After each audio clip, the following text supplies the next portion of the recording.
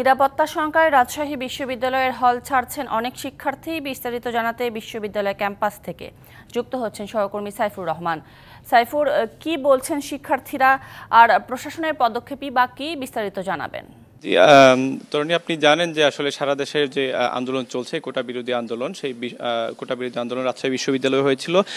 সর্বশেষ সন্ধ্যা 6:30 পর্যন্ত কিন্তু কোটা বিরোধী আন্দোলনকারীরা মাঠে ছিলেন। তারপরে কিন্তু তারা হলে অবস্থান করেছিলেন।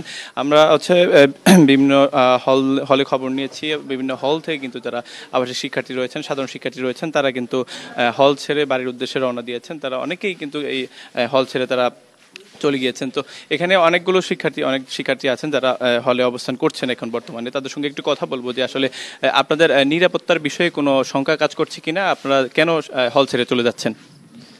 আমাদের যেটা আমরা একটা সূত্র থেকে জানতে পারছি বলে অনেকে ফেসবুকে এটা তথ্যটা পাওয়া যাচ্ছে যে তারা নাকি পরবর্তীতে আবার ওরা যে ছাত্রলীগ যারা আছে এরা নাকি পরবর্তীতে যে আমাদের সাধারণ শিক্ষার্থী এদের উপরে একটা আক্রমণ করতে পারে।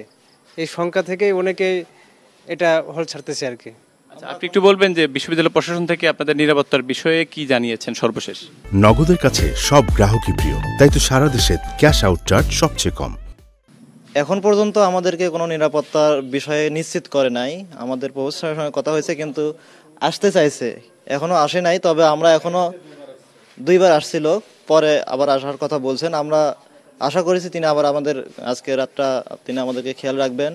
কিন্তু আমরা এখনো আতঙ্কিত অবস্থায় আছি, কারণ বাইরে থেকে বিভিন্ন ধরনের ভুয়া নিউজ হয়তো আসতেছে, বিভিন্ন জন ছড়াচ্ছে, কিন্তু তাদের সংখ্যা খুব কম। তারপরও বিভিন্নভাবে ভুয়া নিউজ ছড়াচ্ছে, উপযুক্ত কোনো মাধ্যম পাচ্ছি না। এ কারণে অনেকে আতঙ্কিত হয়ে অনেকে বের হয়ে যাচ্ছে, কিন্তু বেশিরভাগ শিক্ষার্থী এখনো হলে অবস্থান করছে। আমরা থাকবো ইনশাল্লাহ।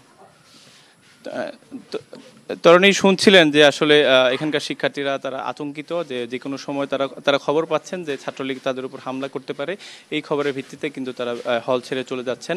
এবং প্রক্টরের সঙ্গে আমাদের কথা হয়েছে, তিনি বলেছেন যে হল প্রবর্তিতের কাছে নির্দেশনা দেওয়া আছে, তারা যেন হলে অবস্থান করে শিক্ষার্থীদের সার্বিক নিরাপত্তা নিশ্চিত করে। তরুণী, ধন্যবাদ আপনাকে বিস্তারিতভাবে জানানোর জন্য।